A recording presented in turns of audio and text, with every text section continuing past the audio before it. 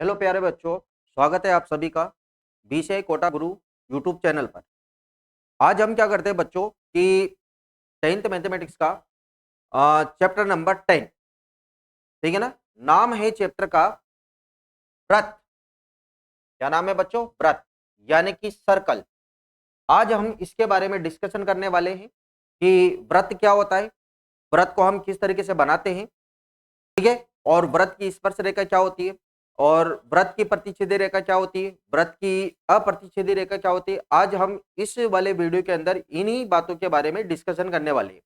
तो time waste ना करते हुए अपन स्टार्ट करते हैं चैप्टर 10। ये वाला जो चैप्टर है ना बच्चों, चैप्टर नंबर 10 क्लास 10 है, चैप्टर नंबर भी 10 ही है। ये वाला जो चैप्टर है, ये वाला चैप्टर बोर्ड एग्जाम की दृष्टि से बहुत इंपॉर्टेंट चैप्टर है। और इस वाले चैप्टर से हमेशा ही बोर्ड एग्जाम में कोई ना कोई क्वेश्चन हमेशा जरूर पूछा जाता है। और चैप्टर है, बहुत ही सिंपल चैप्टर है, बहुत ही आसान सा चैप्टर है।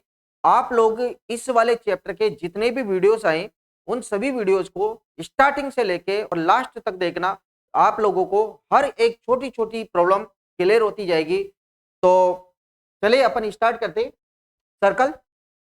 तो देखो, ये हमारे पास में जो चैप्टर नंबर 10 है क्लास 10th का, सबसे पहले हमारे पास में आता है कि व्रत क्या होता है। तो बच्चों, अपन व्रत के बारे में बात करते हैं कि ये व्रत होता क्या है, ठीक है ना। तो देखो, यहाँ पर डेफिनेशन तो लिखी हुई है आपके लोगों के सामने कि व्रत क्या होता है कि एक स्थिर बिंदु O से बराबर दूरी पर स्थित सभी बिंदुओं का जो बिंदु पथ होता है वह क्या कहलाता है? व्रत कहलाता है।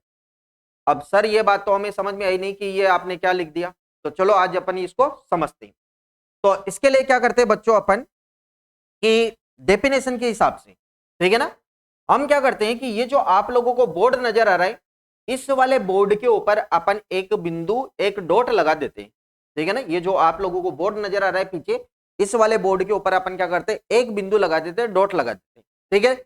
हमने क्या किया बच्चों कि इस वाले बोर्ड के ऊपर एक बिंदु लगा दिया, ये इस प्रकार से ये वाला बिंदु लगा दिया, ठीक है बच्चों। ये वाला जो बिंदु है, इस वाले बिंदु का नाम दे दिया अपन ने क्या? ओ, ठीक है ना।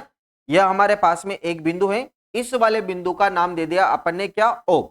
अब हम क्या करते हैं बच्चों कि इस ओ वाले बिंदु से, ये जो आपको ओ वाला पॉइंट नजर आ रहा है, इस ओ वाले पॉइंट से बराबर दूरी पर, जैसे कि मान लीजिए कि हमारे पास में ये ओ वाला पॉइंट है, ये वाला मेरा हाथ है, यहाँ पे ओ वाला पॉइंट है। तो इस ओ वाले पॉइंट को अपन ने यहाँ पे रखा, और इस ओ वाले पॉइंट पे, यानी कि हम क्या करते हैं बच्चों कि जैसे यहाँ पर इस वाली जगह पे अपन ने एक रस्सी ली, ठीक है ना। अपन यहाँ पे क्या करते हैं, एक रस्सी ले लेते और इस वाले हाथ से रस्सी को पकड़ा, और एक रस्सी मतलब इस तरीके से अपन ने इसको, इस वाले रस्सी के दूसरे वाले सिरे को अपन ने यहाँ से पकड़ा। अब अपन क्या करते हैं कि इस वाली रस्सी को इस प्रकार से घुमाते, इस तरीके से, ठीक है ना, इस तरीके से अपन इसको घुमाते, इस तरीके से। तो एक बात बताइए बच्चों कि जैसे हमारे पास में ये यहाँ पे कोई पॉइंट है, इस वाले पॉइंट से इस वाले पॉइंट की जो दूरी है ना, इस वाले पॉइंट की दूरी, ये वाली दूरी, और इस वाले पॉइंट की जो दूरी, इस वाले पॉइंट की दूरी, इस वाले पॉइंट की दूरी, इन सभी पॉइंट्स की जो दूरी है ना, ये कैसी रहेगी बच्चों? इक्वल रहेगी, यानी कि बराबर बराबर रहेगी। तो अपन क्या करते हैं कि जैसे इसकी आकृति बनाने की कोशिश करेंगे। तो ये हमारे पास में ओ वाला पॉइंट है ना, ओ वाले पॉइंट से हमने क्या किया बच्चों कि बराबर दूरी पर, ठीक है ना, ओ वाले पॉइंट से हमने क्या करते हैं कि ये हमारे पास में ओ वाला पॉइंट है, ओ वाले पॉइंट से यहाँ पर अपन ने एक बिंदु ले लिया इस प्रकार से, ठीक है। ये वाला जो बिंदु लिया, इस वाले बिंदु का नाम लिख देंगे अपन ए वाला बिंदु, ठीक है ना। अच्छा, मैं आप लोगों से पूछूं कि बच्चों बताओ मुझे कि ओ और ए के बीच की दूरी कितनी? ओ और ए के बीच की दूरी है बच्चों कितनी? ओ ए। कितनी दूरी है बच्चों? ओ ए, ठीक है। अब हम क्या करते हैं कि यहां से इस वाले पॉइंट को हमने क्या किया बच्चों, ध्यान से समझना। हमने एक रस्सी ली है, रस्सी को इस वाली जगह पे बांध रखा है, और यहाँ पे ये वाला दूसरा वाला हिस्सा, रस्सी का ये वाला हिस्सा, ये ए वाला हिस्सा हमारे हाथ में। अब हम क्या करते हैं, इस वाले को तो अपन ने कील से बांध रखा है, इस वाले हिस्से को अपन क्या करते हैं, इसके चारों ओर घुमाते हैं इस प्रकार से, ठीक है ना। इस ए वाले हिस्से को क्या करेंगे बच्चों, इसके चारों ओर धीरे धीरे इस प्रकार से घुमाते हैं। तो अपन क्या करते हैं कि ये जो ए वाला जो सिरा है, इस ए वाले सिरे को अपन धीरे धीरे धीरे धीरे धीरे धीरे इस प्रकार से इस ओ के चारों ओर क्या करना है, आप लोगों को घुमाना है। इस तरीके से अपन ने क्या कर दिया बच्चों, इसको घुमा दिया, ठीक है ना। थोड़ा इसकी सही डायग्राम बना लेते। ये हमने ए वाले सिरे को ओ के चारों ओर, ये ओ वाला जो पॉइंट है इस ओ वाले पॉइंट के चारों ओर अपन ने क्या कर दिया, इसको घुमा दिया। ठीक है, और घुमाने के बाद में आप लोगों को साफ साफ दिख रहा होगा कि अपने को क्या मिल चुकी है, एक अच्छी सी आकृति मिल चुकी है। ठीक है ना, ये यहाँ पे हमारे पास में ए वाला सिरा है रस्सी का, और इस तरीके से अपन ने इसको बना दिया। ठीक है ना, ये जो आप लोगों को आकृति दिख रही है ना बच्चों, ये वाली आकृति कहलाती है व्रत, कहलाती है व्रत। अब देखो यहाँ पर ये जो बिंदु है ना, ओ वाला बिंदु, इस वाले बिंदु को बोलेंगे बेटा स्थिर बिंदु। क्या बोलते हैं इसको? स्थिर बिंदु बोलते हैं। यह अपन ने लिया स्थिर बिंदु, यानी कि ये वाला पॉइंट है ना, ये अपनी जगह पे रहेगा, ये यहीं पे रहेगा। ये वाला पॉइंट कभी भी यहाँ नहीं जाएगा, कभी ये वाला पॉइंट यहाँ नहीं आएगा, कभी ये वाला पॉइंट यहाँ नहीं आएगा, ये कभी वाला ये वाला ओ वाला पॉइंट यहाँ पर नहीं आएगा। यानी कि ओ वाला जो पॉइंट है ये हमेशा यहीं पे रहेगा जहां पर अपन ने बनाया है। ठीक है, अब हम क्या करते हैं कि यहां से इसके ऊपर ये जो हमारे पास में है ना, ये हमने क्या किया, इस ओ के चारों ओर ए को ही तो घुमाया बच्चों। किसको घुमाया था? ए को। अब एक बात बताओ, ए को घुमाएंगे तो यहां से लेके यहां तक मैं एक लाइन ड्रॉ करता हूं, ये वाली। अब एक बात बताओ बच्चों, मैंने यहां पर भी एक पॉइंट लिख दिया, कौन सा वाला? बी वाला पॉइंट लिखा। अब एक बात ध्यान देना कि जितनी दूरी ये जो आप लोगों को ओ ए दिख रहा है ना, ओ ए, जितना ओ ए होगा उतना ही हमारे पास में कौन होगा बच्चा? ये हमारे पास में होगा ओ बी। क्या मैं यूं बोल सकता हूं कि ये जो ओ ए है ये बराबर होगा किसके? ओ बी के। तो हम लिख सकते हैं बच्चों कि ओ ए बराबर किसके हो जाएगा बच्चों? ओ बी के। हाँ सर बिल्कुल, ये तो बस सही बात है, ये तो होगा। अब हम क्या करते हैं, इसके ऊपर यहां पर एक और बिंदु ले लेते हैं। इस यहां पर जो बिंदु लिया, इस वाले बिंदु से अपन ने फिर से ओ को मिलाया। यहां पर हमने नाम लिख दिया क्या? सी। ये जो ओसी है ना, ये ओसी भी किसके बराबर होगा? ओसी भी बराबर होगा किसके? ओबी के। तो हम यहां पर लिख सकते हैं बच्चों कि ये जो ओसी होगा ये भी किसके बराबर होगा? ओसी बराबर होगा ओबी के, और ओबी बराबर होगा ओए के। अब अपन आगे चलते हैं, फिर यहां से एक और पॉइंट ले लेते हैं इस तरीके से। यहां पर अपन ने नाम लिखा डी। ये जो हमारे पास में ओडी होगा ना, ये ओडी भी किसके बराबर होगा? ओसी के। ओसी किसके बराबर होगा? ओबी के। ओबी किसके बराबर होगा? ओए के। तो यहां पर अपन लिखेंगे कि ये हमारे पास में हो जाएगा ओडी।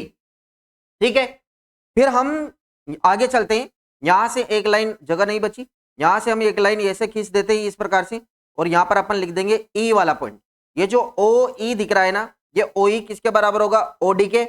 ओडी बराबर है ओसी के। ओसी बराबर है ओबी के। ओबी बराबर है किसके? ओए के। तो यहां पर हम लिख सकते हैं कि ये जो हमारे पास में ओ ई दिख रहा है, कौन सा वाला? ओ ई। ये ओ ई, ओडी, ओबी, ओसी, ओबी और ओए, इन सब की, यानी कि यहां से लेके ये वाली दूरी, यहां से लेके ये वाली दूरी, यहां से लेके ये वाली दूरी, यहां से लेके ये वाली दूरी, और यहां से लेके ये वाली दूरी, इन सभी दूरियां, ये जितनी भी दूरियां हैं, इन सभी दूरियों का मान कैसा है बच्चों? बराबर है। मान कैसा है इनका? बराबर। यहां तक बात क्लियर है? अब हम क्या करते हैं बच्चों कि ये जो ओ है ना, ओ से और ये जो हमारे पास में ए तक है, ये वाली दूरी, अभी आप लोगों ने लिखा है कि सभी दूरियां कैसी? बराबर है। तो देखो ये वाला बिंदु, ये वाला बिंदु, ये वाला पॉइंट, ये वाला बिंदु, ये वाला पॉइंट, ये वाला बिंदु, इन सभी बिंदुओं को, ये तो हमारे पास में क्या है? स्थिर बिंदु। देखो मैंने लिखा है, डेफिनेशन समझते हैं पर, एक स्थिर बिंदु, स्थिर बिंदु कौन है? ये वो वाला स्थिर बिंदु से, इस वाले स्थिर बिंदु से बराबर दूरी पर, बराबर दूरी का मतलब ये ए वाला पॉइंट है ना, ए वाला पॉइंट ओ से, बी वाला पॉइंट ओ से, सी वाला पॉइंट ओ से, डी वाला पॉइंट ओ से, ई वाला पॉइंट ओ से, क्या ये सभी दूरियां बराबर हैं? हाँ सर बिल्कुल बराबर है। ये अपन ने लिखा ही है कि सभी दूरियां कैसी? ये बराबर है। यानी कि ध्यान देना, इस स्थिर बिंदु से बराबर दूरी पर, देखो ये वाला पॉइंट है ना, इसके अलावा ये A B C D E, इनके अलावा भी अपन है ना बहुत सारे पॉइंट्स ले सकते हैं। जैसे मैं यहाँ पर कोई पॉइंट ले सकता हूँ, यहाँ पर ले सकता हूँ, यहाँ पर ले सकता हूँ, यहाँ पर, इसके ऊपर अपन अनंत बिंदु ले सकते हैं। कितने बिंदु ले सकते हैं बेटा? अनंत बिंदु ले सकते हैं।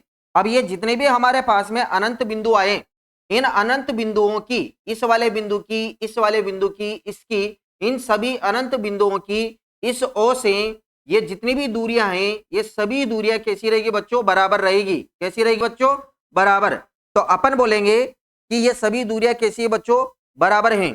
ठीक है, अब अपन क्या करते हैं कि इन सभी बिंदुओं को लेकर, ये जितने भी आपको पॉइंट्स नजर आ रहे हैं, इन सभी पॉइंट्स को लेकर अपन क्या करेंगे, एक रेखा खींच, मतलब इस प्रकार से एक आकृति बना देंगे। इन सभी बिंदुओं को लेते हुए एक बिंदु पथ बना देते हैं, एक रास्ता बना देते हैं। ठीक है ना, तो इन ये वाला रास्ता जो है ये क्या कहलाएगा बच्चों, हमारे पास में कहलाएगा वृत्त। क्या कहलाएगा, वृत्त।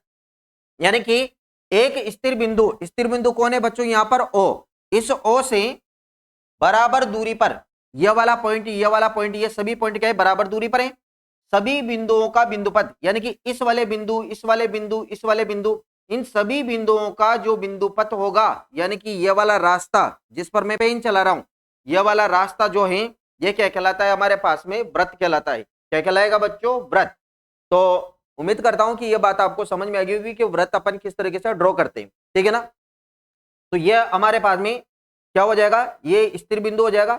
स्थिर बिंदु से बराबर दूरी पर ये जितने भी पॉइंट होंगे, इस वाली लाइन के ऊपर जहां पर मैं पेन चला रहा हूं, इस वाली लाइन के ऊपर जितने भी पॉइंट होंगे ना, ये सभी पॉइंट्स इस ओ से क्या होंगे बच्चों, बराबर दूरी पर होंगे। तो इन सभी बिंदुओं का, यानी कि यहां जो भी पॉइंट होगा ना, यहां, इन सभी बिंदुओं का जो बिंदुपथ होता है वही क्या कहलाता है बच्चों, हमारे पास में वृत्त कहलाता है। क्या कहलाएगा बच्चों, वृत्त।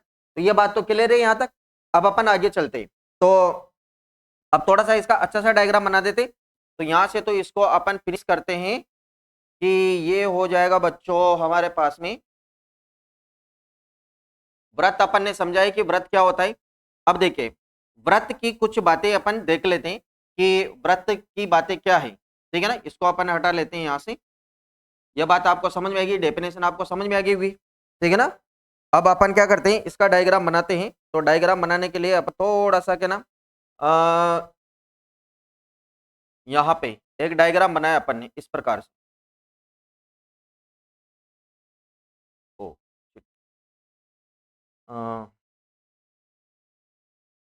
इसको क्या करना पड़ेगा, इसको ये करना पड़ेगा। यहाँ से हम इसका डायग्राम बनाते हैं सर्कल का। तो ये हमारे पास में है बच्चों सर्कल का डायग्राम। ठीक है ना, इस तरीके से अपन ने एक सर्कल का डायग्राम ड्रॉ किया। यहाँ पे हम करते हैं कि इस सर्कल का डायग्राम ड्रॉ कर लिया अपन ने। अब चलो, ठीक है ना, समझ में आएगी। ये सर्कल का डायग्राम बनाया अपन ने। अब अपन क्या करते हैं बच्चों कि इसके बीचों बीच, यानी कि यहाँ पे एक बिंदु मान लेते हैं। ये वाला बिंदु अपन ने कौन माना था, ओ। क्या नाम दिया था इसका, ओ। ये वाला जो ओ वाला बिंदु होता है ना, इस ओ वाले बिंदु को अपन बोलते हैं बच्चों वृत्त का केंद्र। क्या बोलते हैं इसको, वृत्त का केंद्र बोलते हैं। क्या बोलते हैं बच्चों इसको, वृत्त का केंद्र। ठीक, इस ओ वाले बिंदु से अभी जस्ट अपने थोड़ी देर पहले समझा था कि इस ओ वाले बिंदु से यहां पर हमने एक बिंदु लिया था, इसके ऊपर यहां पे नाम लिखा था अपन ने ए। ठीक है ना, फिर अपन ने यहां से एक और बिंदु लिया था इधर की साइड पे, ये हमारे पास में नाम दिया था इसको बी। यहां पर अपन ने एक और बिंदु दिया था, नाम दिया था उसको सी। एक और पॉइंट माना था अपन ने यहाँ पे। ठीक है ना, ये नाम दिया था अपन ने क्या, डी। ये जो यहां से ओ से लेके ए तक की जो दूरी है ना, इसको अपन, यानी कि यहां से लेके यहां तक की जो दूरी है, ये जो डिस्टेंस नजर आ रही है, इसको अपन आर लिख लेते हैं। क्या लिख लेंगे बच्चों, आर। और अभी आप लोगों को बताया मैंने कि ओ ए बराबर में ओ बी बराबर में ओ सी बराबर में ओ डी, ये तो सभी बराबर होते। तो सभी बराबर होते तो अपन ने ओ ए का मान कितना मान रखा है बच्चों, आर। तो इसका मतलब ओ ए का मान अगर आर है तो ओ बी का मान भी कितना होगा, आर। यानी कि ये ओ बी दिख रहा है, इसका मान भी कितना होगा, आर। ओ सी, ओ सी कहाँ है, ये रहा ओ सी। ओ सी का मान भी कितना होगा बच्चों, आर। ये ओ डी है, ओ डी का मान भी कितना होगा बच्चों, आर। यानी कि हमारे पास में ओ से लेके और ए तक की जो दूरी होती है ना, इसका मान कितना आया बच्चों, इसका मान आया कितना, आर। ठीक है, इस वाली दूरी को, यानी कि ओ से लेके यहां तक की जो दूरी है, यानी कि वृत्त के केंद्र से, और ये वाली जो आप लोगों को दिख रहा है, ये इसकी बाउंड्री दिख रही है, इसकी बाउंड्री को अपन बोलते हैं वृत्त की परिधि। क्या बोलते हैं इसको, वृत्त की परिधि। वृत्त की परिधि हो जाएगी। ठीक है, तो वृत्त के केंद्र से, यानी कि यहां से वृत्त के परिधि, ये परिधि है ना, वृत्त के परिधि के मध्य की जो दूरी है ना, ये वाली दूरी, ये कहलाती है बच्चों, ये कहलाती है वृत्त की त्रिज्या। ठीक है ना, तो ये हमारे पास में क्या कहलाएगी, ये कहलाती है वृत्त की त्रिज्या। वृत्त की त्रिज्या, ठीक है ना। अगर मैं वृत्त की त्रिज्या की परिभाषा लिखूं, ठीक है ना, यानी कि वृत्त के केंद्र से वृत्त की जो ये होती है ना, क्या बोलते हैं इसको, परिधि, वृत्त के केंद्र से वृत्त की परिधि, यानी कि यहां तक कि ये जो दूरी दिख रही है, इस वाली दूरी को अपन क्या बोलते हैं, वृत्त की त्रिज्या बोलते हैं, ठीक है ना। अगर अपन परिभाषा लिखे तो बहुत आसान सी परिभाषा हो जाएगी। वृत्त के केंद्र से, वृत्त के केंद्र से, कोमा लगाओ, वृत्त के केंद्र से वृत्त की परिधि परिधि तक की दूरी वृत्त की त्रिज्या कहलाती है। वृत्त की त्रिज्या कहलाती है। क्या कहलाएगी बच्चों, ये वृत्त की त्रिज्या कहलाती है, ठीक है, ध्यान देना। वृत्त के केंद्र से और वृत्त के परिधि, यानी कि ये वाली जो दूरी दिख रही है आप लोगों को, ये वाली दूरी क्या कहलाएगी बच्चों, वृत्त की त्रिज्या कहलाती है, ठीक। तो वृत्त की त्रिज्या कंप्लीट है। वृत्त की त्रिज्या क्या होती है बच्चों, वृत्त के केंद्र से, यानी कि यहां से इस ओ से इस ए की दूरी, ओ से बी की दूरी, ओ से सी की दूरी, ओ से डी की दूरी, ये जितनी भी दूरियां हैं, ये सभी दूरियों का मान कैसा है बच्चों, बराबर है। और इसको अपन ने क्या मान रखा है, आर मान रखा है। क्या मान रखा है बच्चों, आर। और ये जो आर होता है ना, इस वृत्त की क्या कहलाएगी, त्रिज्या। क्या कहलाएगी, ये वृत्त की त्रिज्या। और ये हमारे पास में अगर डेफिनेशन लिखे तो कैसे लिखेंगे, वृत्त के केंद्र से वृत्त की परिधि पर, सॉरी, वृत्त के केंद्र से वृत्त की परिधि तक की दूरी है ना, वह कहलाती है वृत्त की त्रिज्या कहलाई। बात क्लियर है यहां तक। अब अपन थोड़ा सा इसको आगे चलते, किसी को लिखना हो तो लिख लो फटाफट से इसको। तो अब अपन बात करते हैं बच्चों, आगे भी चलते हैं इसको अभी अपन इरेज कर देते हैं। ये हमारे पास में हो जाएगा, वृत्त का केंद्र पता है, वृत्त की परिधि पता चल गई, इसको हटाते हैं अपन। अब इसके बाद में हम क्या करते हैं बच्चों, थोड़ा सा इस वाले वृत्त को आगे लेके चलते हैं। थोड़ा इसके बारे में, त्रिज्या के बारे में अपन ने बात करी है, अब थोड़ा सा और भी डिस्कशन करते हैं इसके बारे में। तो ये जो वृत्त है ना, इस वाले वृत्त में क्या करते हैं अपन, एक बिंदु है हमारे पास में ये वाला, ठीक है ना, ओ नाम है इसका। ये यहां से ये वाली जो दूरी है ना बच्चों, ये वाली दूरी, ये तो वृत्त की क्या कहलाती है, त्रिज्या। यहां पर मैं एक नाम लिख देता हूं, यहां पर लिखा मैंने ए, ठीक है ना। ये ओ से लेके और ए तक की जो दूरी है, ये वाली दूरी, ये कहलाएगी त्रिज्या, आर। क्या कहलाएगी, त्रिज्या। अगर मैं यहां से इस ओ से इधर की साइड पे, बिल्कुल इसके सामने इधर की साइड पे मिला दूं, इस तरीके से, मैंने यहां पे लिखा बी वाला बिंदु। क्या लिखा बच्चों, बी वाला बिंदु। अगर एक बात बताओ बच्चों, अगर ये आर होगा, ये वाली जो डिस्टेंस है ना, ये वाली डिस्टेंस अगर आर होगी, तो ये वाली डिस्टेंस भी कितनी होगी बच्चों, आर। क्योंकि अभी अभी अपन लिख रहे थे कि ओ ए बराबर होता है किसके, ओ बी के, यानी कि ये ओ है, ये बराबर होगा किसके, ओ बी के। इसका मतलब अगर ओ ए का मान, ठीक है ना, ये जो आप लोगों को दिख रहा है ना, ए बी या बी ए दिख रहा है, इस बी ए को, ये दिख रहा है ना बी ए, ये यहां पर बी ए, ये बी ए को हम लिख सकते हैं बच्चों कैसे, इसको लिखेंगे हम ओ बी, यहां से ओ बी प्लस का ओ ए, इसको लिखेंगे ओ बी प्लस का कितना, ओ ए। इस बी ए को, ये बी ए जो दिख रहा है, इस बी ए को हम क्या लिखेंगे बच्चों, बी ए को लिखेंगे हम क्या, ओ बी, यानी कि यहां से यहां तक प्लस ओ ए। मैंने लिखा B A equal to O B plus का ओ ए। तो एक बात बताओ, अभी हमारे पास में ओ ए का मान कितना है बच्चों, आर, तो ओ बी का मान भी कितना होगा बच्चों, आर। इतनी बात समझ गई। अब यहां पे अगर मैं वैल्यू रखूं, तो ये B A equal to O B का मान कितना है बच्चों, इसका दोनों का मान कितना है, आर है। ओ बी का मान कितना है, आर, प्लस ओ ए का मान भी कितना है हमारे पास में, आर। अगर मैं बी ए इक्वल टू लिखूं तो ये हो जाएगा कितना, 2r। कितना हो जाएगा बच्चों, 2r। ये बात समझ में। अब अपन क्या करते हैं, यानी कि यहां से लेके इस बी से लेके ए तक की जो दूरी है, ये वाली दूरी, ये कितने बटा 2r है। कितने बच्चों, 2r। और ये जो हमारे पास में बी ए दिख रहा है ना, इसको अपन बोलते हैं बच्चों वृत्त का व्यास। क्या बोलते हैं इसको, वृत्त का व्यास बोलते हैं। क्या बोलेंगे बच्चों, इसको वृत्त का व्यास बोलेंगे। अभी अपन है ना स्टार डाल डाल के सभी चीजों को लिखने वाले, तो पहले समझ लीजिए कि वृत्त का व्यास क्या होता है। तो पहले ध्यान रखना, ये तो हमारे पास में ओ से लेके ए तक की जो दूरी, या ओ से लेके बी तक की जो दूरी, यानी कि ये वाली दूरी या ये वाली दूरी, ये तो कहलाती है वृत्त की त्रिज्या। और अगर मैं त्रिज्या को देखो, आर तो क्या है हमारे पास में त्रिज्या, और ये दो है, यानी कि त्रिज्या का अगर मैं दुगना कर दूं, त्रिज्या को अगर मैं 2 से गुणा कर दूं तो अपने को क्या मिल जाएगा बच्चों, वृत्त का व्यास मिल जाएगा। क्या मिल जाएगा, वृत्त का व्यास। तो एक ना प्यारा सा स्टार डाल के अपन एक बात लिख लेते हैं कि इसको हटाता हूं मैं यहां से, कि वृत्त का जो व्यास होता है ना, देखो मैं यहां पर कुछ बातें लिख रहा हूं, ध्यान देना। पहला वाला स्टार ये है, ये जो आप लोगों को ओबी दिख रहा है ना, ओबी या ओए, ये वृत्त की त्रिज्या, वृत्त की त्रिज्या कौन है बच्चों, वृत्त की त्रिज्या हमारे पास में वृत्त की त्रिज्या कौन है, ओ ए या फिर ओबी। वृत्त की त्रिज्या हो जाएगी ओ ए बराबर में कितना, ओबी। और इसको ओ ए और ओबी को क्या मान रखा है बच्चों, अपन ने आर मान रखा है। क्या मान रखा है, आर। यानी कि वृत्त की त्रिज्या तो हमारे पास में क्या हो जाएगी, आर।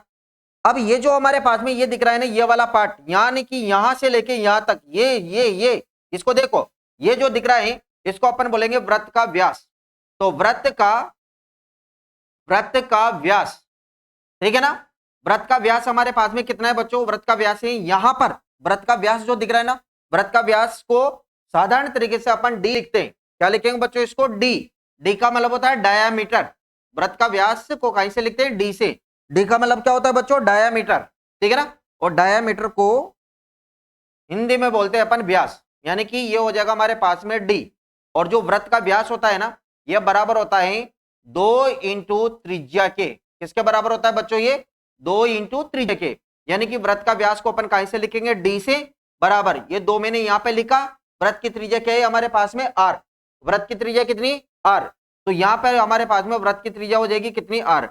यानी कि जो वृत्त का व्यास होता है ना, डी का मतलब वृत्त का व्यास, वृत्त का व्यास इसकी त्रिज्या का दुगना होता है। क्या होता है बच्चों, वृत्त का जो व्यास होता है इसकी त्रिज्या का क्या होता है, दुगना। मैं यहां पर एक बहुत प्यारा सा स्टार डाल के लिख देता हूं, ध्यान रखना, इस छोटी छोटी बातें याद रखनी है आप लोगों को। वृत्त का व्यास,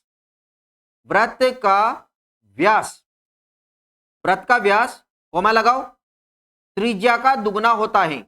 त्रिज्या का क्या होता है बच्चों, दुगना, ठीक है ना। परीक्षा में प्रश्न पूछा जा सकता है, ठीक है।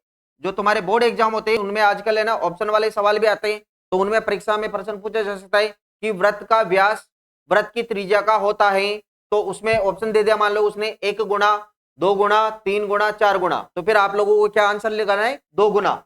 तो वृत्त का व्यास जो है वृत्त की त्रिज्या का दुगुना होता है। ये छोटी छोटी बातें हैं जो आप लोगों को बहुत काम की हैं और आप लोगों को ध्यान भी रखनी है, ठीक है। यहां तक बात क्लियर है। वृत्त की त्रिज्या क्या है बच्चों, वृत्त की त्रिज्या ये यहां से लेके यहां तक वृत्त की त्रिज्या। वृत्त का व्यास क्या है, वृत्त का व्यास है बी ए, और इस वृत्त के व्यास को यहां से लेके यहां तक को अपन डी से लिखते हैं। डी का मतलब होता है बच्चों डायामीटर। डी का मतलब क्या होता है, डायामीटर। यानी कि डायामीटर को हिंदी में बोलते हैं क्या, व्यास। क्या बोलेंगे इसको, व्यास। और त्रिज्या को लिखते हैं कहीं से, आर से। आर का मतलब होता है रेडियस। आर का मतलब क्या होता है बच्चों, रेडियस। रेडियस का मतलब होता है त्रिज्या। यहां तक बात क्लियर है सभी बच्चों के। चलिए, आप लोगों को वृत्त की त्रिज्या दे रखी, ये पता बता दिया। वृत्त का व्यास है, वृत्त का व्यास है ना, त्रिज्या का क्या होता है बच्चों, दुगना होता है, लिखवा भी दिया। यहां पर इस बात को ध्यान रखिए, इस टाइप के है ना मैथमेटिक्स के अंदर जो ऑप्शन वाले सवाल बनाते हैं ना, वो ऐसे बनाते कि वृत्त का व्यास है ना वृत्त की त्रिज्या का कितना होता है, इस तरीके से। तो अपन को क्या बताना है कि वृत्त का जो व्यास है ना त्रिज्या का क्या होता है बच्चों, दुगना होता है। क्या होता है भाई, दुगना। अब अपन क्या करते हैं, एक और चीज देखो, इसको हटाते हैं अपन। ये जो हमारे पास में व्यास जो है ना, ठीक है ना, देखो अगर अपन यूं बोल सकते हैं कि व्यास त्रिज्या का दुगना होता है, तो एक और चीज यहां से बन सकती है। यहां से क्या बनेगा बच्चों, ध्यान देना, यहां से समझना। अगर हमारे पास में अगला वाला स्टार यहां पे लिखा हुआ है बेटा d इक्वल टू 2r, क्या लिखा हुआ है, d equal to 2r। d का मतलब क्या होता है, व्यास, डायामीटर, ठीक है ना। r का मतलब क्या होता है, त्रिज्या। अच्छा, अगर मैं यहां से इस वाली जगह से r का मान निकालूं, r का मान कैसे निकालेंगे बच्चों, ध्यान देना। यहां पे ये r है ना, r को तो मैंने यहां रोका, इक्वल टू इस वाले 2 का मैंने इधर भाग दे दिया। तो मैं लिखूंगा बच्चों, कैसे लिखेंगे इसको, लिखेंगे अपन, इसको लिखेंगे बच्चों अपन यहां पे। मैं क्या कर रहा हूं कि मैंने यहां पे दोबारा से लिखते हैं, ये हमारे पास में लिखा हुआ है d इक्वल टू 2r। क्या लिखा हुआ है, d इक्वल टू 2r, यानी कि व्यास जो है वह त्रिज्या का क्या है, दुगना है। अब हम क्या करते हैं कि अगर मैं यहां से त्रिज्या निकालू ना, त्रिज्या निकालो तो कैसे निकालूंगा, इस वाले 2 का इधर भाग दे दिया, ये वाला 2 दिख रहा है ना, 2 का इधर भाग दिया, तो मैं लिखूंगा r बराबर d बटा 2, ठीक है ना। यानी कि r बराबर क्या हो जाएगा, d बटा 2, और d क्या होता है, व्यास, और नीचे कितना आ जाएगा 2।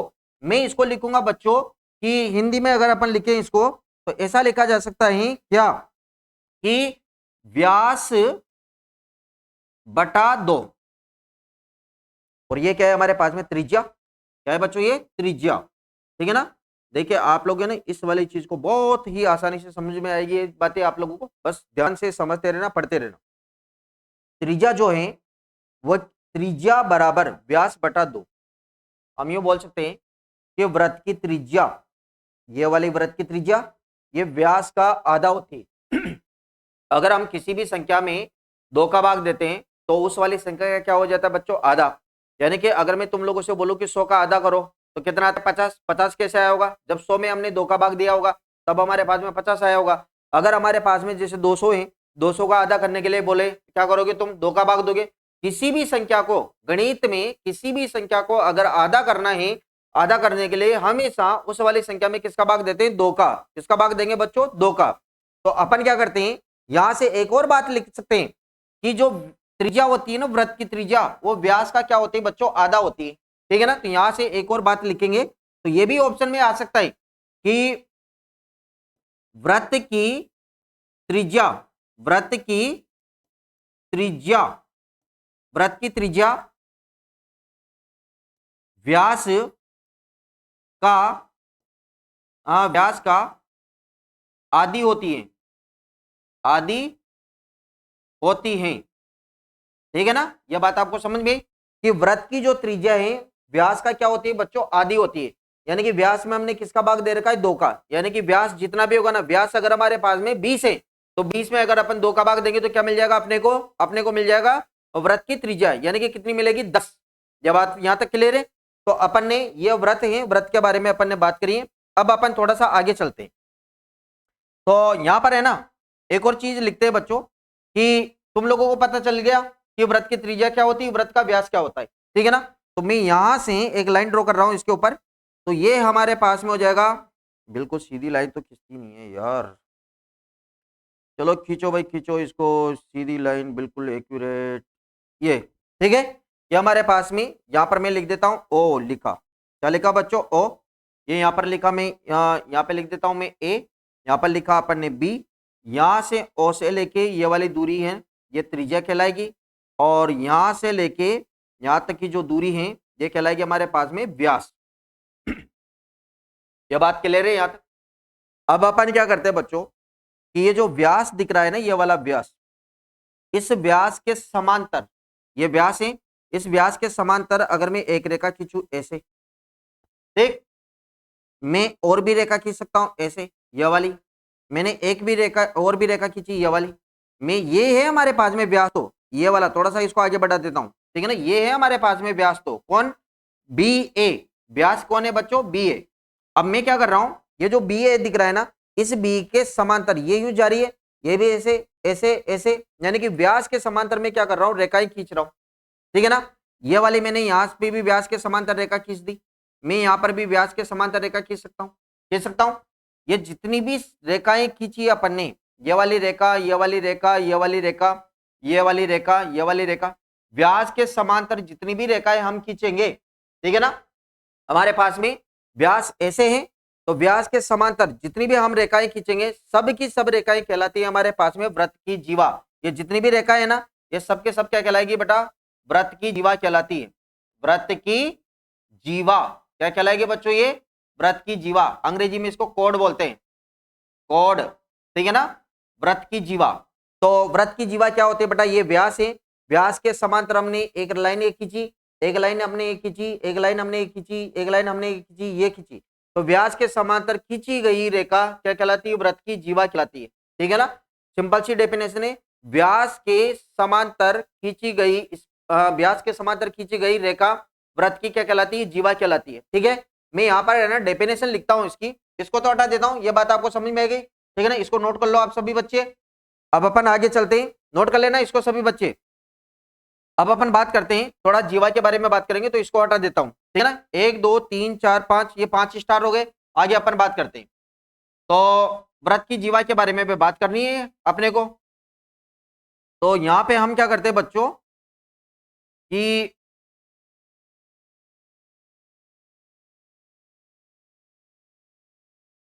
व्रत की जीवा, ठीक है ना, इसकी भी डेफिनेशन लिखेंगे अपन। तो अगला वाला स्टार आएगा हमारे पास में, ठीक है ना, व्रत की जीवा। ठीक है, क्या बताया मैंने अभी आप लोगों को, मैंने ये बताया आप लोगों को कि व्रत का जो व्यास दिख रहा है ना, ये व्यास कौन है बच्चों, बी ए। इस व्यास के समांतर जितनी भी रेखा खींची, ये वाली रेखा, ये वाली रेखा, ये वाली रेखा, ये वाली रेखा, जितनी भी सभी रेखाएं जो व्यास के समांतर होती है सब क्या कहलाती है, जीवा कहलाती है। ठीक है ना, जो रेखाएं व्यास के समांतर होती है वह सबके सब क्या कहलाती है, जीवा कहलाती है। ठीक है, अब तो अपन डेफिनेशन लिखेंगे कि व्यास के समांतर, व्यास के समांतर खींची गई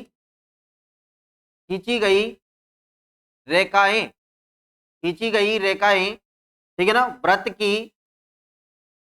की जीवा, व्रत की जीवा कहलाती हैं। क्या कहलाएगी बच्चों, व्रत की जीवा कहलाती हैं। व्यास के समांतर हम जितनी भी रेखाएं खींचेंगे ये सबकी सब रेखाएं क्या कहलाएगी, जीवा कहलाती है।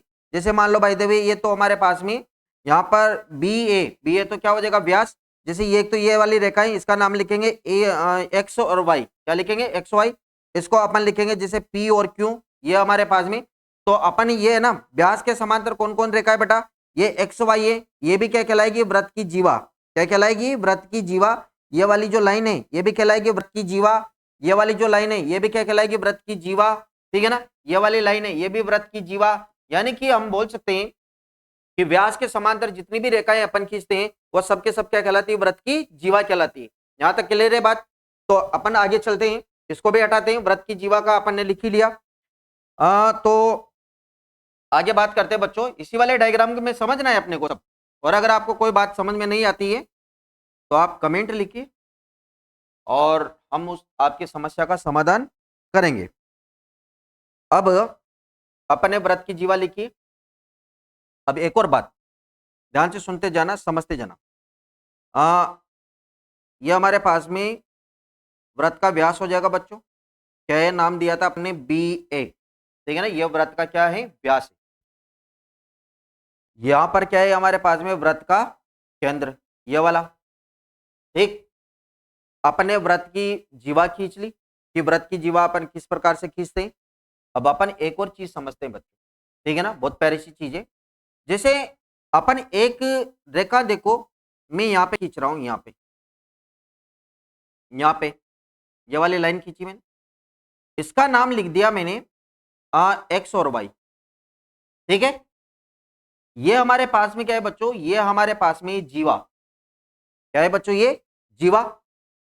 एक रेखा में यहां पे खींच रहा हूं ये इस तरीके से, ठीक है। ये हमारे पास में, इसका भी नाम दे देते, इसका नाम दिया अपन ने पी और क्यू, ठीक है ना, इसका नाम क्या दिया अपन ने, पी क्यू।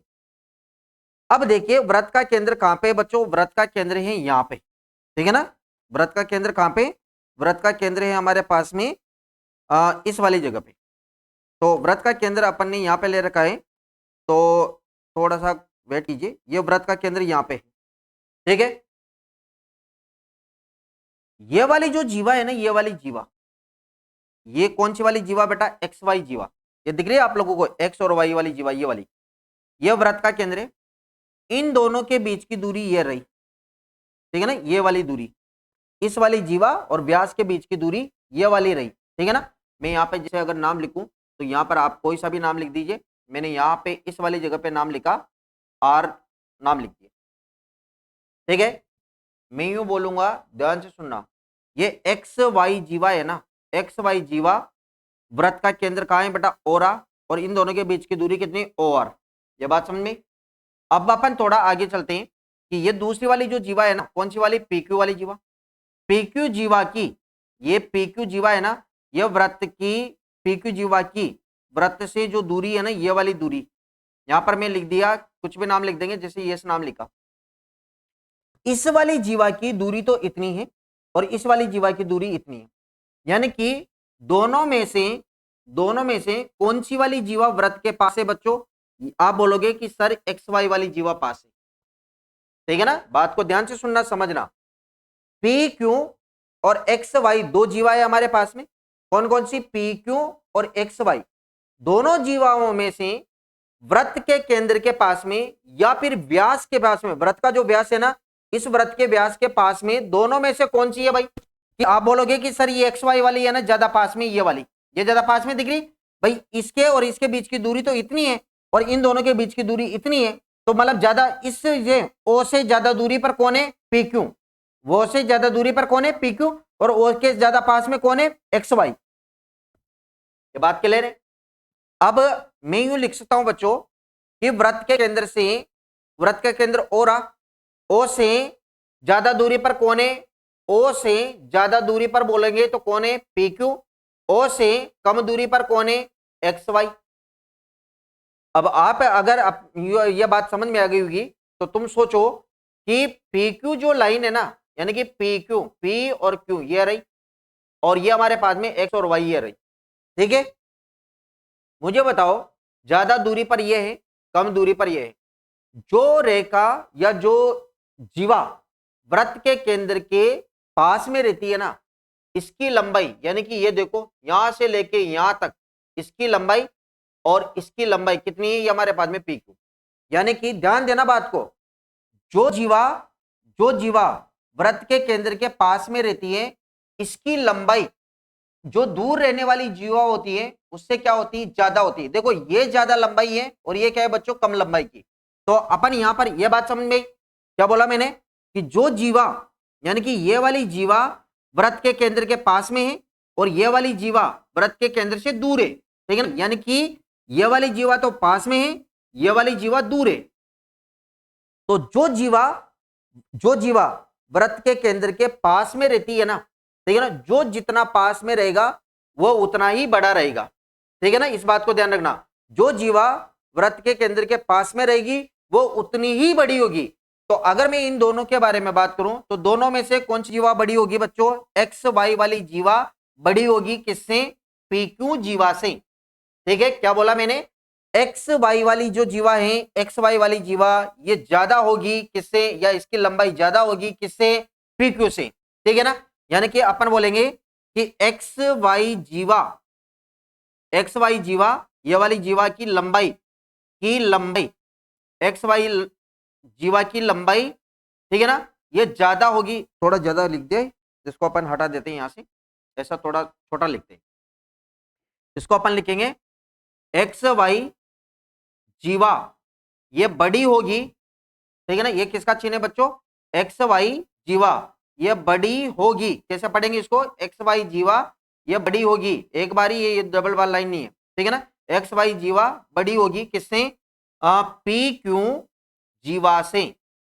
ठीक है ना, ध्यान देना बात को, ये वाली जीवा इस वाली जीवा से क्या होगी? ज्यादा बड़ी होगी। यानी कि जो जीवा वृत्त के केंद्र के पास में रहेगी, ठीक है ना, जो जीवा वृत्त के केंद्र के पास में रहेगी या वृत्त के पास में रहेगी वह हमेशा बड़ी होती जाएगी।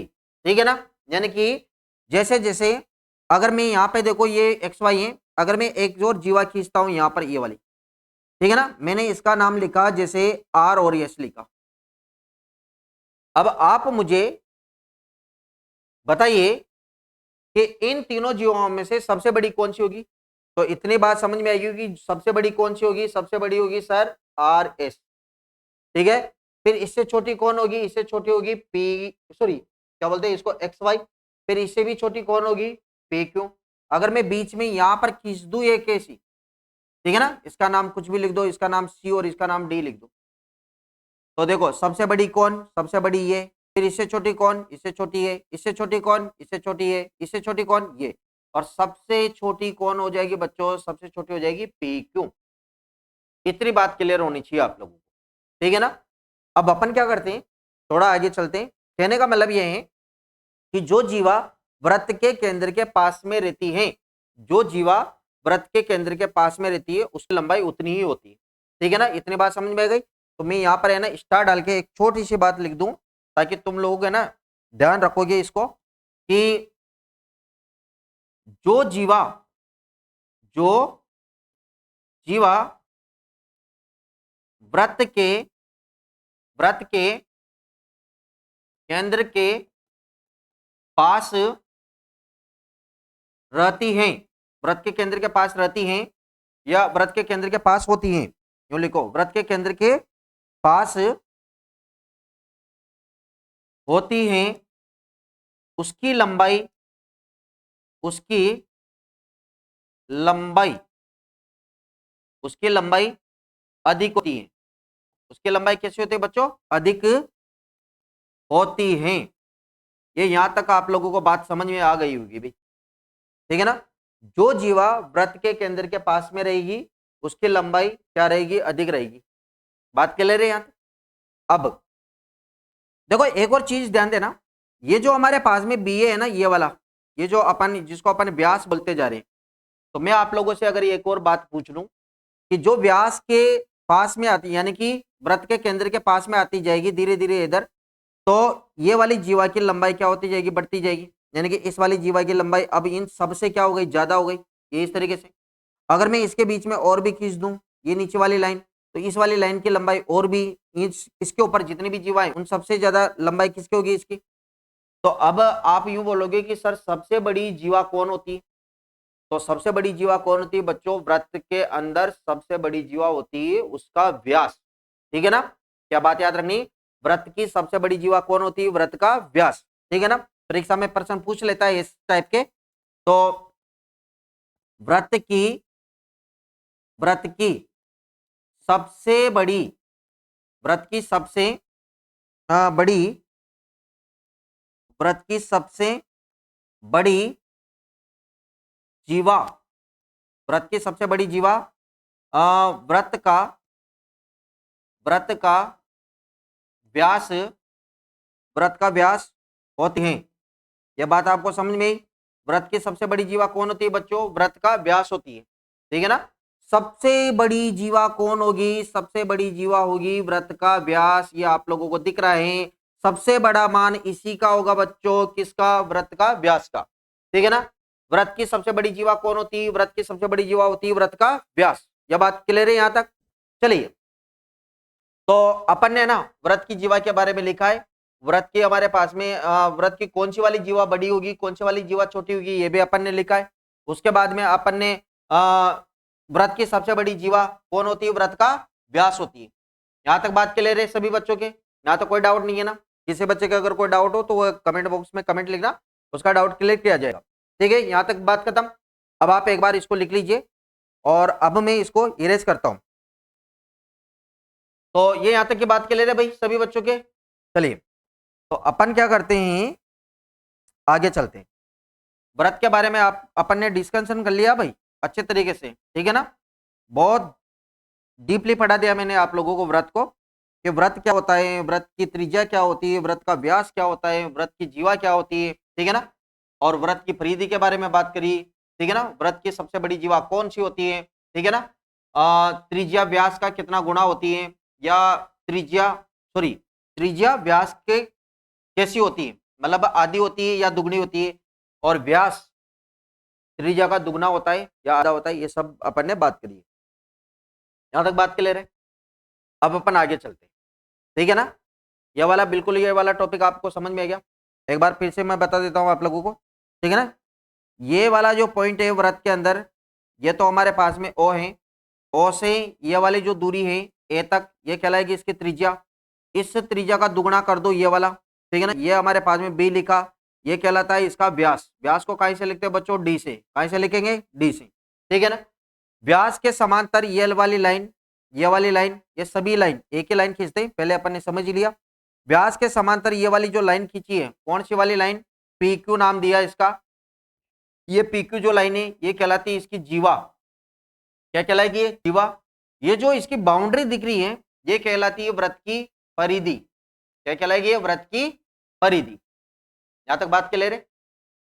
अब अपन क्या करते हैं कि जो व्रत है ना, व्रत की जो प्रतिच्छेदी रेखा है, व्रत की जो स्पर्श रेखा है, व्रत की प्रतिच्छेदी रेखा है, अप्रतिच्छेदी रेखा है, उसके बारे में भी डिस्कशन करते हैं। तो थोड़ा आगे वाले उसमें चलते हैं। तो अगला वाला जो हमारे पास में आएगा पॉइंट, वो आएगा भाई बच्चों व्रत की अप्रतिच्छेदी रेखा और प्रतिच्छेदी रेखा और स्पर्श रेखा। ठीक है ना, ये वीडियो थोड़ा लंबा हो सकता है, ठीक है ना, समझाने में थोड़ा सा, कोई भी चैप्टर जब स्टार्ट होता है ना, तो उसके अंदर के जो बेसिक चीजें होती है उनको समझाने में थोड़ा सा टाइम लगता है, इसलिए वीडियो थोड़ा लेंथी हो सकता है। लेकिन अगर आप इसको समझोगे ना अच्छी तरीके से, तो फिर आपका एक भी डाउट नहीं रहेगा, सबके सब पूरे के पूरे डाउट क्लियर हो जाएंगे। तो इसलिए इन वीडियो को है ना स्किप कर करके मत देखना, इनको है ना मतलब कंटिन्यू देखना, ताकि तुम्हारे है ना कोई भी डाउट क्लियर ना रहे, क्योंकि कोई सी भी बात है ना कहीं पर भी आ चुकी है, तो इस बात को ध्यान रखना। चलिए, यहाँ पे लिखा हुआ है व्रत की अप्रतिच्छेदी रेखा, प्रतिच्छेदी रेखा और स्पर्श रेखा, ये क्या होती है बच्चों, इनके बारे में डिस्कशन करते हैं। चलो आ जाओ। तो अपन क्या करते हैं बच्चों कि व्रत बनाते हैं। तो हमने व्रत बनाया भाई, यहाँ पे ध्यान से समझना, 3 व्रत बना रहा हूं मैं। तो एक तो हमारे पास में ये वाला व्रत हो जाएगा बच्चों, नहीं तू इधर ही आ, ये वाला व्रत, एक हमारे पास में ये वाला व्रत ले लेते हैं अपन इस तरीके से।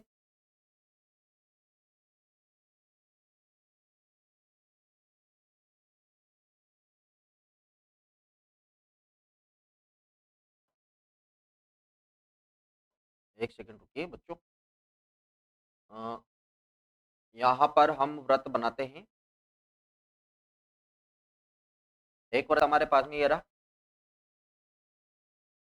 एक व्रत हमारे पास में ये रहा, और एक व्रत हमारे पास में ये रहा। ठीक है ना, देखिए, ठीक है ना, ध्यान से समझते रहना बच्चों। हमने क्या किया, 3 व्रत बनाए, एक बार में समझ में आ जाएगी बात। ठीक है ना, छोटे बड़े हो गए साइज कोई फर्क नहीं पड़ता। एक व्रत ये रहा, एक व्रत ये रहा, एक व्रत ये रहा। ठीक है ना, आपने को क्या करना है बच्चों कि व्रत की अप्रतिच्छेदी रेखा क्या होती है, व्रत की प्रतिच्छेदी रेखा क्या होती है, व्रत की स्पर्श रेखा क्या होती है, इन सब के बारे में क्या करना है, डिस्कशन करना है। तो चलिए अपन क्या करते हैं, हमारे पास में 3 अपन ने सर्कल बनाए, एक सर्कल ये रहा, एक सर ये रहा, एक ये रहा। यहाँ पर अपन नाम इसको अपन लिख देंगे बच्चों फर्स्ट, इसको अपन ने लिखा सेकंड, और ये हमारे पास में हो जाएगा कौन सा, 3rd नंबर का। 3 व्रत बना दे, तीनों रेखा को एक साथ ही ड्रॉ करेंगे अपन। अब देखो ये जो व्रत है ना, इस वाले व्रत का केंद्र कहाँ है बच्चों, ये रहा व्रत का केंद्र। ठीक है ना, ओ आपको बता रखा है। इस वाले व्रत के केंद्र से यानी कि यहां से इसके परिधि की दूरी, यानी कि ये वाली दूरी, ये कहलाती है इसकी त्रिज्या। क्या हो गई, आर। यहां पर मैं अपन बी वाला पॉइंट लिख दिया, बी वाला पॉइंट अपन ने लिख दिया, कोई डाउट नहीं है। अब मैं क्या करता हूं कि एक ये वाला जो व्रत है ना, इस वाले व्रत के आसपास, ठीक है ना, एक रेखा खींचता हूं, जिसे मैंने ये वाली रेखा खींच दी। इस वाली रेखा के क्या नाम दिया बच्चों, इसका नाम दिया मैंने पी, और इसका नाम लिख दिया मैंने क्या, क्यू। ठीक है ना, ध्यान से समझना बात को। हमारे पास में जो फर्स्ट वाला जो व्रत है ना, ये वाला फर्स्ट वाला व्रत, इस फर्स्ट वाले व्रत के पास में एक रेखा खींच दी, ये वाली रेखा खींच दी। ये वाली जो रेखा है ना, पीक्यू रेखा, ध्यान से समझना, इस पीक्यू, ये वाली पीक्यू रेखा है ना, ये पीक्यू रेखा इस वाले व्रत को, व्रत इस पीक्यू रेखा व्रत, इन दोनों के बीच में बहुत सारी दूरी है। ये वाली रेखा इस वाले व्रत को न तो टच कर रही है, न तो स्पर्श कर रही है, न इसके बीच में से होकर जा रही है। इस वजह से इस वाली रेखा को इस वाली रेखा को बोलते हैं बच्चों अप्रतिच्छेदी रेखा। क्या बोलेंगे इसको, अप्रतिच्छेदी रेखा। ठीक है ना, छोटी सी बात है, समझ में आ जाएगी आप लोगों को, अप्रतिच्छेदी रेखा।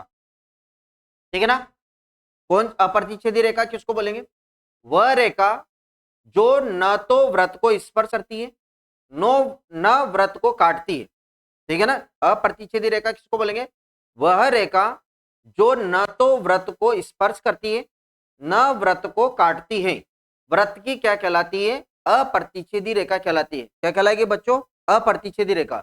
यानी कि ये जो हमारे पास में पीक्यू रेखा है ना, पीक्यू दिख रहा है आप लोगों को, ये पीक्यू इस वाले व्रत को न तो स्पर्श कर रही, ये वाली रेखा इसको कहां टच कर रही, नहीं कर रही ना भाई। तो ये इसका मतलब ये हमारे पास में न तो टच कर रही, और न ही ये वाली रेखा इसके बीच में से होके इस प्रकार से जा रही।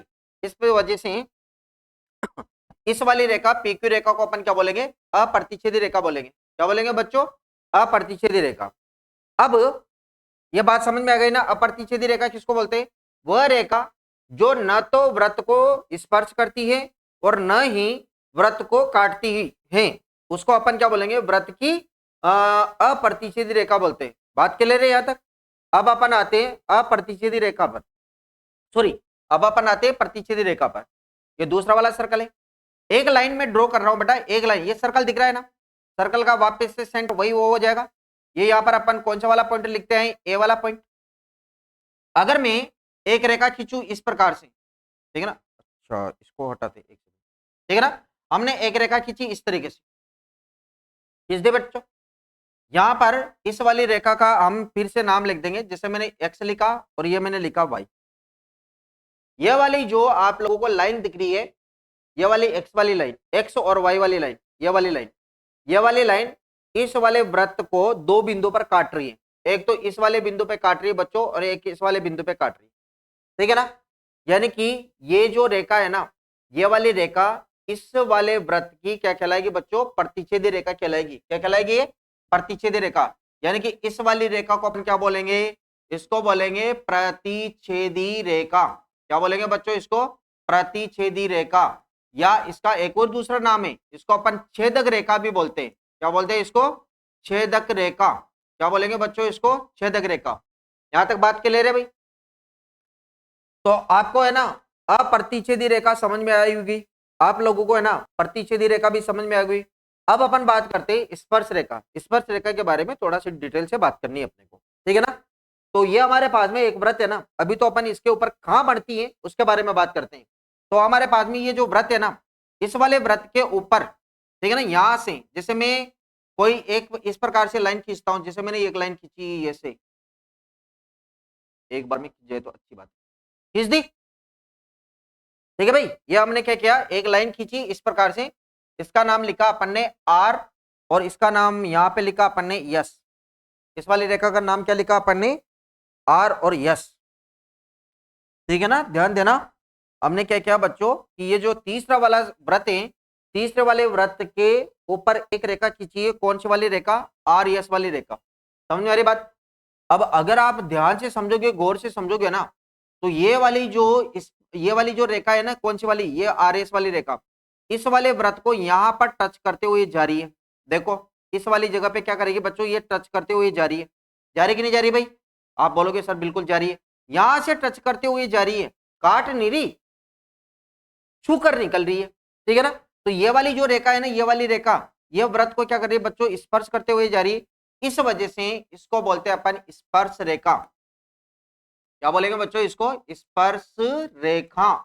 इतनी बात आपको समझ में आएगी। स्पर्श का मतलब क्या होता है, आप सब जानते हो, छूना। स्पर्श का मतलब क्या होता है, जैसे हाथ को ऐसे छूते हैं, किसी बच्चे को अपने क्लासमेट को अपने हाथ लगा के छूते हैं ना, तो वही हमारे पास में क्या हो जाएगी, स्पर्श रेखा हो जाएगी, ठीक है ना।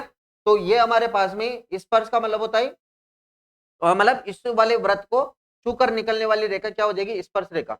बात क्लियर है यहाँ तक? इसमें तो कोई डाउट नहीं होना चाहिए। तो देखो हमारे पास में बना लो इसको, व्रत की अप्रतिच्छेदी रेखा पढ़ी अपन ने, प्रतिच्छेदी रेखा भी पढ़ी, स्पर्श रेखा भी पढ़ी। इन तीनों के डायग्राम हमारे पास में इस प्रकार से हो जाएगा। यहाँ तो कोई डाउट नहीं है। आप इन फोटो को बढ़ाओ एक बार फटाफट से जल्दी, और अपन आगे चलते। क्लियर है बात यहाँ तक? चलिए, तो अभी अपन इसको इरेज कर देते हैं, यहाँ से इसको हटाए हटाए तो कहानी बन जाएगी बच्चों।